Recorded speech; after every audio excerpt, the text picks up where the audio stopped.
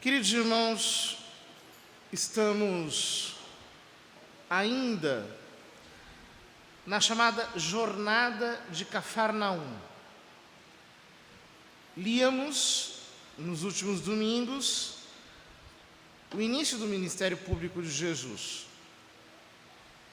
Especialmente domingo passado, vimos como Nosso Senhor foi a Cafarnaum e ali dirigiu-se à sinagoga para pregar. Era um dia de sábado, o dia em que os judeus se dedicam à oração, à vida espiritual. Por isso, o dia em que eles vão à sinagoga para receber instrução. Saindo da sinagoga, Jesus foi com Tiago e João para a casa de Simão e André. Eram duas famílias que eram próximas por causa do ofício de pescadores que compartilhavam. Duas famílias com um certo nível de vida superior àquele das demais pessoas, porque sendo pescadores e tendo barcas e podendo contratar funcionários e tendo, por assim dizer, que comerciar com tantas pessoas, tinham uma condição um pouco mais avantajada.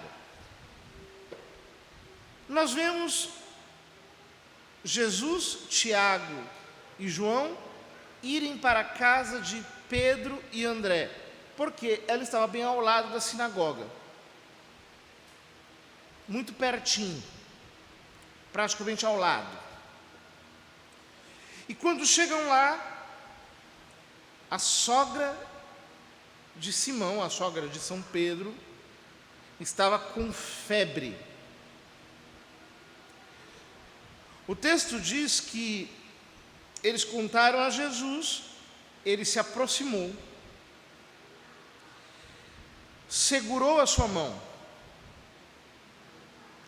tomou-a pela mão, tocou em sua mão, como que puxando-a, como que erguendo-a,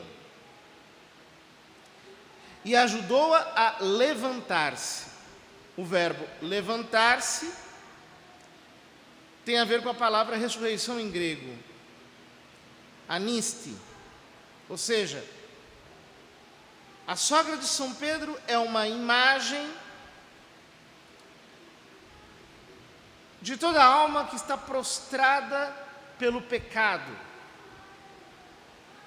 que está derrubada pela efusão, pelo fogo das suas paixões,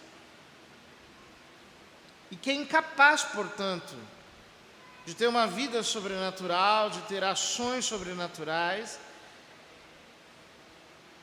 E ele a levanta, ele a sustenta, porque é assim que ele faz conosco, ele nos pega pela mão, é ele que nos levanta. Na primeira leitura, Jó se lamenta sobre a condição do ser humano nessa terra, sobre a nossa incapacidade.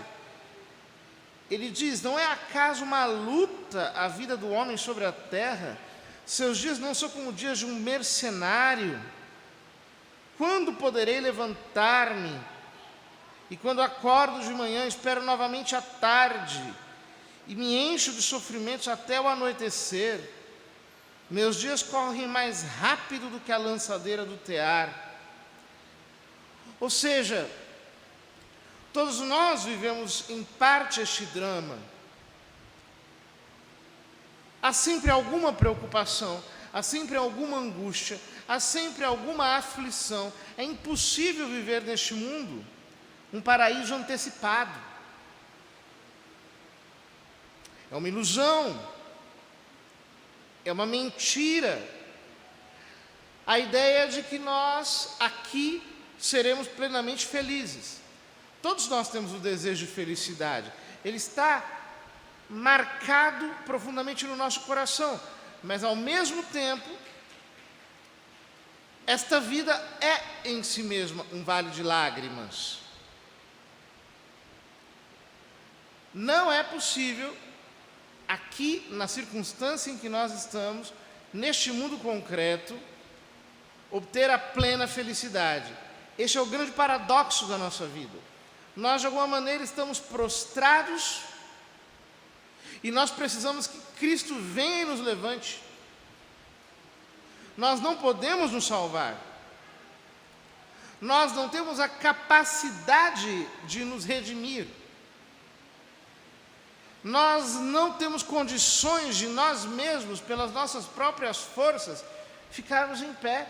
Nós somos indigentes. Nós só começamos a conhecer o Evangelho quando nós aceitamos a nossa condição de profunda incapacidade. Eu não me posso salvar. Eu estou prostrado.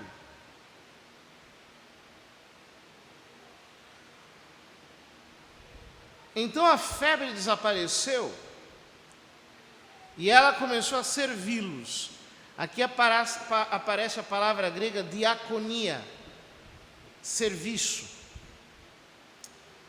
Ou seja, a graça não nos cobre apenas como se fosse um manto para nos deixar incapazes. Ela nos habilita para servir. Ela nos levanta para que nós sejamos capazes de ações sobrenaturais, para que nós tenhamos uma vida sobrenatural. Portanto, a imagem da sogra de Pedro é uma imagem pascal, fala da ressurreição. Mas o texto continua e diz: à tarde, depois do pôr do sol, levaram a Jesus todos os doentes e os possuídos pelo demônio. Os judeus consideram diferentemente dos ocidentais a viração do dia.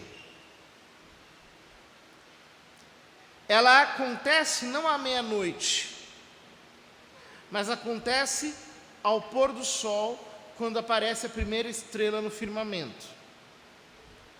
Portanto, quando o texto diz que à tarde, depois do pôr do sol, etc., ele está nos dizendo, já é rompido o primeiro dia da semana.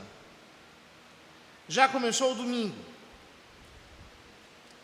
E aí o que acontece? Aquilo que tinha estado restrito à sogra de São Pedro se estende a todos aqueles que chegam à casa de Pedro, que aqui é uma imagem da igreja. Levaram a Jesus todos os doentes e os possuídos pelo demônio, todos, sem exceção. Portanto, pelo mistério da ressurreição de Cristo, aqui anunciada, aquilo que estava no espaço e no tempo reservado aos dias da sua encarnação, em que ele passava pelos homens e os sarava de suas enfermidades, é estendido pela fé a todos. Ou seja, as portas da salvação estão abertas a todos. E aquela casinha de São Pedro se tornou, por assim dizer, o centro da cidade. Já não é mais a sinagoga. O lugar em que Deus atua é a casa. É a casa de São Pedro. É a igreja do Novo Testamento. A cidade inteira se reuniu em frente da casa. No templo de Jerusalém, havia o pátio dos israelitas, o pátio dos sacerdotes, o lugar santo, e lá no fundo o lugar santíssimo. Portanto, todos se reuniam diante do Santo dos Santos.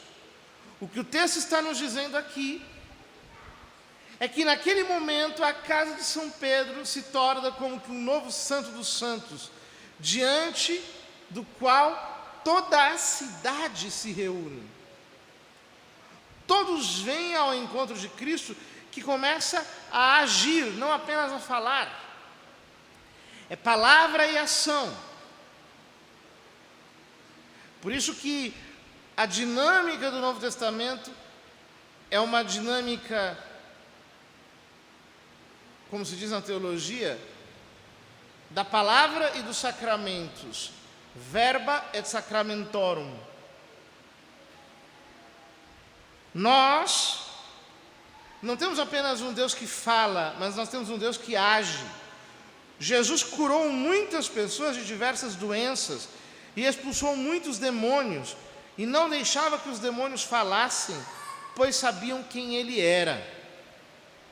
Acontece um pequeno avivamento na cidade de Cafarnaum. Naquela tarde, de repente, explode o reino de Deus ali. A força da ressurreição de Cristo irrompe naquele lugar.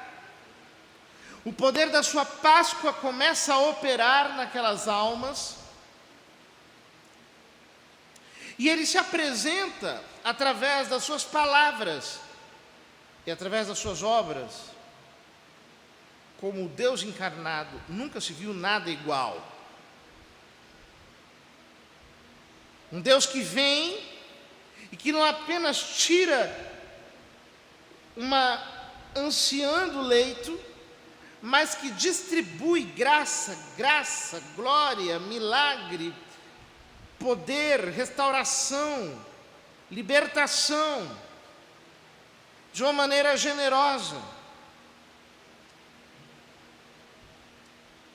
Já é domingo de manhã cedo, domingo de madrugada. Jesus se levantou e foi rezar num lugar deserto. Percebam como tudo aqui é pascal. Domingo de madrugada, o momento em que acontece a ressurreição.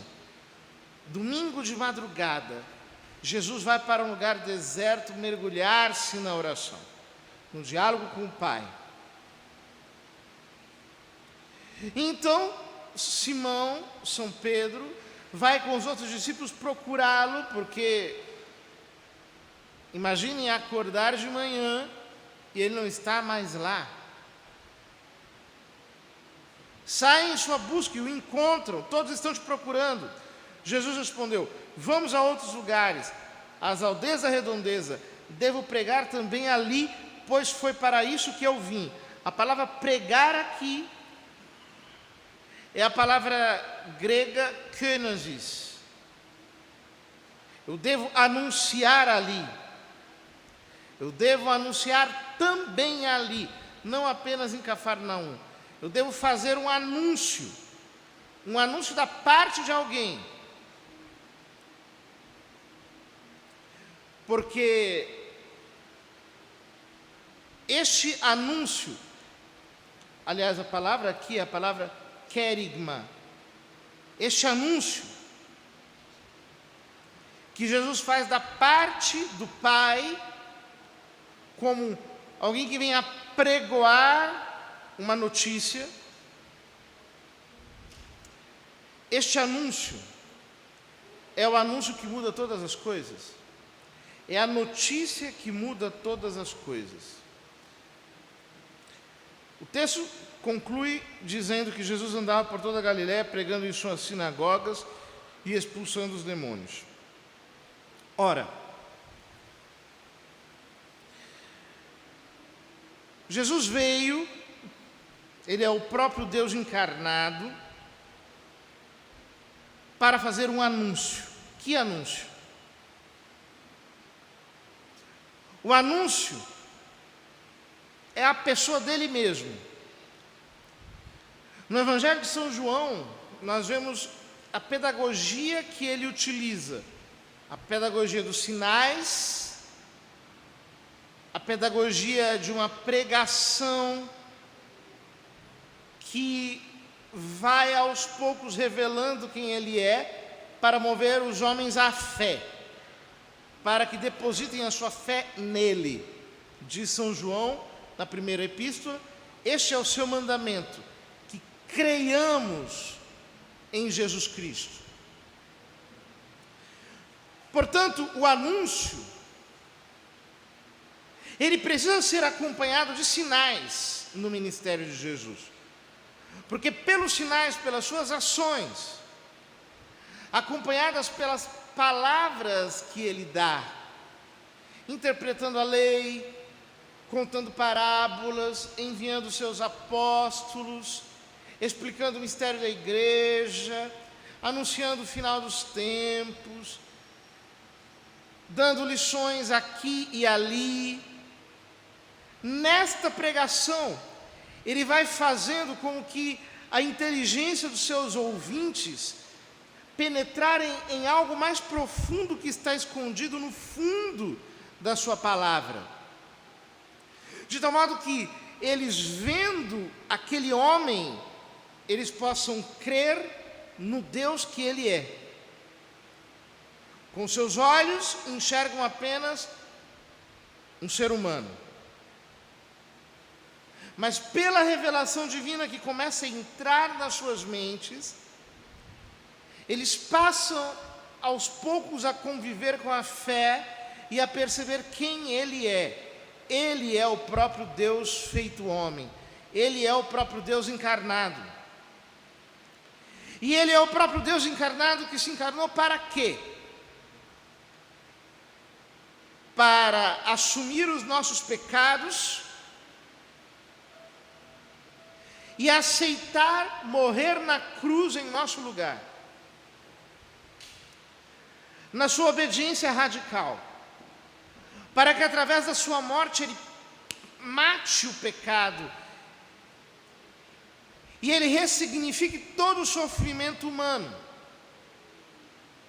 Através da sua morte, ele tire a barreira que nos impede de ter comunhão com Deus e ele infunda em nós a sua vida, espalhando-a como semente sobre nós, infundindo-a sobre nós pela fé, de tal modo que nós por ele recebemos graça sobre graça, como nos ensina São João. Ou seja, nós temos uma notícia para dar ao mundo. O cristianismo não é apenas uma teoria, uma explicação da realidade, um caminho alternativo que os homens podem fazer para, de um modo ou de outro, conhecerem-se a si mesmos, resolverem-se em seus conflitos, arranjarem as suas dificuldades. Não. O cristianismo é a intervenção mesma de Deus na nossa vida. Ou seja, ele entra na nossa casa, ele entra na nossa alma, ele pega na nossa mão, ele nos levanta, ele se mistura com os nossos problemas, ele pega as nossas enfermidades, ele expulsa os demônios que estão em nós, fazendo-os ficarem calados, ele vem dentro do nosso coração para nos mudar completamente. O cristianismo fala de um Deus intrometido. Não é um Deus que deixa, por assim dizer, uma mensagem solta para que nós façamos um esforço autopessoal de chegarmos àqueles conteúdos. O cristianismo não é a religião de um Deus que veio para ser o nosso coach. Ou seja, um Deus que veio só para me animar, só para me motivar, só para que eu, de alguma maneira, possa encontrar em mim mesmo as minhas soluções e me arranjar e ter um jeito de sair das minhas dificuldades. Não. O cristianismo é a religião de um Deus que veio para Ele nos salvar, para Ele entrar na nossa vida e fazer a mudança, através disso que nós chamamos de graça. O cristianismo, portanto, sobretudo, é uma notícia. Deus se encarnou e Ele levou os nossos pecados no alto da cruz para nos salvar do dia da sua ira, do dia do julgamento, para que nós possamos ter em nós mesmos a operação da sua própria vida dentro da nossa. O cristianismo não é uma teoria de organização social. Não é apenas uma filosofia de vida. Não é uma espécie de rodízio em que cada um pega aquilo que quer, buffet em que cada um escolhe aquilo que lhe interessa. Não! O cristianismo é a religião de um Deus que veio para estar conosco. É por isso que é urgente dar essa notícia para os demais, de que Deus quer entrar na vida deles em Cristo, e Ele entra mesmo. Quantas vezes nós estamos em situações terríveis, e de repente vem Jesus e muda tudo num instante.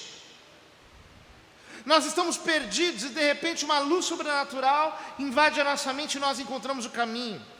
Nós nos sentimos indispostos e de repente vem a graça divina e revigora a nossa vontade para que nós escolhamos o bem. O cristão que se dedica à vida de oração, que tem vida sacramental, é alguém que é imparável por um motivo: o poder da ressurreição atua através dele. Nada pode detê-lo, porque o nosso maior inimigo, a morte, é o que nos pararia. Mas como a força da ressurreição dele atua em nós, pelos méritos do seu sangue, pela força obtida pelo seu sacrifício, então nós nos tornamos completamente imparáveis. Este é o poder da sua vida na nossa vida. É por isso que nós precisamos dele. São Paulo diz: pregar o evangelho não é para mim um motivo de glória, é antes uma necessidade para mim, uma imposição. Ai de mim se eu não pregar o evangelho. Mas como a iniciativa não é minha, trata-se de um encargo que me foi confiado. Em que consiste então o meu salário? Em pregar o evangelho oferecendo de graça, sem usar os direitos que o evangelho me dá. Ou seja, São Paulo está mostrando como ele prega, como ele anuncia, como ele leva o evangelho, não porque ele teve uma excelente iniciativa, uma boa ideia, não. Ele prega o evangelho porque há uma força que o compele. Como diz ele em outro lugar: Caritas Christi urget nos. O amor de Cristo nos impele, nos constrange, nos força, nos arrebata. O amor dele nos empurra, a graça dele nos leva. Queridos irmãos, nós precisamos anunciar essa notícia para libertar os homens da sua inércia, para retirá-los da sedução, das sensações deste mundo.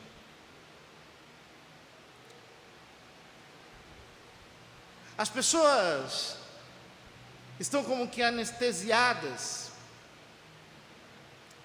Elas vivem como se estivessem hipnotizadas pelos bens desta terra, estão jogando sua vida no lixo. Não percebem que Deus nos concedeu um curto espaço de tempo para que nós pudéssemos aqui conhecer Cristo, a fim de que Ele em nós seja a esperança da glória. É por isso que nós precisamos pregar. Quando nós damos essa notícia, a notícia da cruz, a notícia da redenção, a notícia da vitória pascal, a notícia de que Deus está espalhando a sua vida entre nós, os homens, quando nós fazemos isso, nós percebemos que o evangelho é o poder de Deus que age naquele que crê. esta mensagem, esta notícia é carregada de força. Ela está cheia do poder. É ela que transfere para as almas não apenas o encargo, mas a própria força de Deus. Sejam generosos. No Salmo nós dizemos: é grande e onipotente o nosso Deus. Seu saber não tem medida nem limites. O Senhor Deus é o amparo dos humildes, mas dobra até o chão os que são ímpios. Que o Senhor nos leve a mergulhar de modo mais profundo na sua sabedoria e compartilhá-la com todos, de tal modo que sejamos também nós possuídos pela graça do Evangelho. Cristo entre nós e através de nós entre na vida de tantos e tantas e possa fazer a sua obra redentora acontecer mediante a nossa pregação.